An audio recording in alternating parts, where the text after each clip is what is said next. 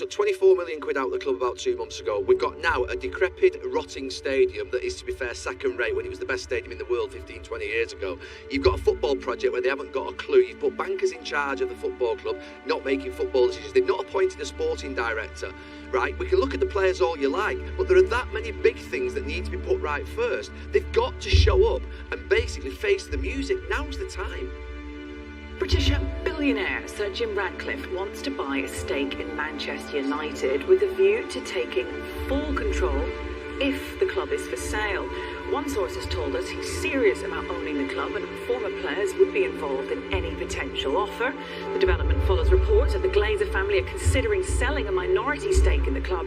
United have declined to comment about rumours and speculation. Ratcliffe is a United fan, has invested in several sports teams in recent years. According to Forbes, overnight is worth £10.8 billion. You can't get away from the ownership issue, and I've said this before and I'll keep saying it. Under the current owners, this is what United is going to be like. The only money that's been spent on players at Manchester United is the money the club has generated or that it's borrowed.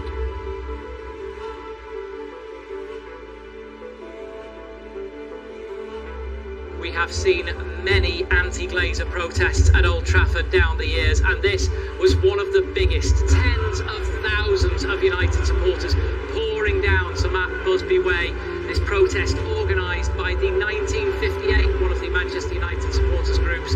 They wanted it to be a peaceful protest and a legal one too, and that's what they got. It was full of passion and anger towards the Glazer family. They are still so upset with them for landing this club in hundreds of millions of pounds of debt. The interest on that debt comes to about £19 million a year in interest payments. There's so much more that the fans are unhappy with the Glazer ownership, the way they've structured the club, putting perceived bankers in charge of football decisions. They also tried to lead them into a European Super League.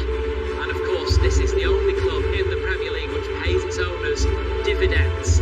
Because the way they bought the club, the way they loaded debt onto the club, and the way the club has to pay those debts off, means that United are going to fall further and further behind very well-run clubs, where you've got owners who put money in, not owners who take money out. An apology, perhaps.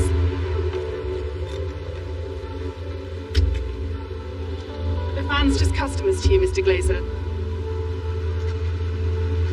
Manchester United need £1 billion in this next 2-3 years to either rebuild or renovate that stadium.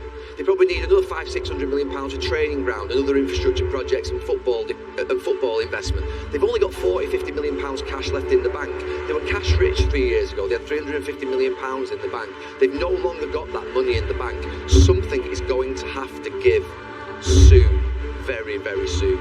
Well, with the protests over for now, all eyes turn on those potential takeover talks. Last week, Manchester United fan and very businessman Sir Jim Ratcliffe confirmed that he would be interested in buying Manchester United if it were ever put up for sale. The fans that have been here tonight will be hoping that he sticks to his word and forces the Glazers into leaving their club.